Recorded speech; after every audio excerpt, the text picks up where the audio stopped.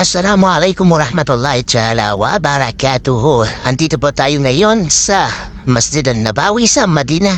At dito aming hinahanap na ang aming hotel na malapit lang sa Masjid Nabawi. At ayan na po, nakita na namin ang aming hotel. Ang pangalan ng aming hotel ay Taiva Front Hotel. At pumasok na kami sa aming designated na room.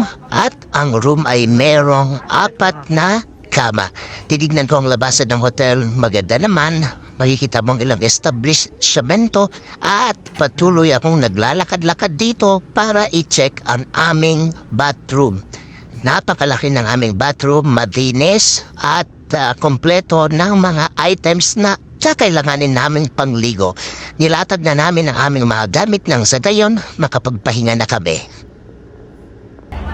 Bago mag-azan o magtawag ng prayer para sa Maghrib, agad na kaming pumunta ng Masjid An-Nabawi nang sa ganon kami ay makapag-iftar sa masjid. Wala kang problemahin sa mga pagkain dahil mismong mga government guards or mga volunteers ang magbibigay sa iyo ng mga pagkain na gagamitin mo pang break ng iyong fasting. Tulad nito, may mga nagbibigay ng tsaa, nagbibigay ng dates, at mga Arabic na foods na pwede mong gamitin pang break ng iyong fasting. At ilang minuto na lang magsisimula na ang prayer para sa Maghrib at dito kami ay naghahanap na ng aming pupwestuhan nang sa gayon maging komportable kaming mag-pray ng Maghrib at ng Tarawih.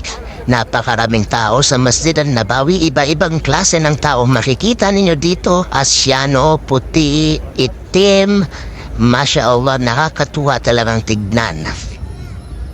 Isa sa mga pinakamagandang bagay na pagmamasdan mo dito sa Masjid An-Nabawi ay ang mga napakalaking payong sa paligid ng masjid. Itong mga payong na to ay nagsisilbing proteksyon para sa mga nagsisimba, para sa mga buwibisita sa Masjid An-Nabawi nang sa gayon hindi sila mainitan ng napakainit na araw dito sa Saudi Arabia. Ang mga payong na to ay meron ding mga cooling system o nag-spray ng tubig nang sa gayon, fresh at komportable ang mga nagsisimba dito sa Masjid An-Nabawi. Pag sa gabi naman, nagbibigay ng maliwanag na ilaw ang mga payong na to. At dito na nga nakahanap na kami ng magandang posisyon na kung saan pwede kami magdasal ng mataimtim at aking kinuha ang aking cellphone dahil talagang once in a lifetime mo lang makikita ang mga ganitong kalaking mga payong at makuhanan ng video ang kanilang pagbukas.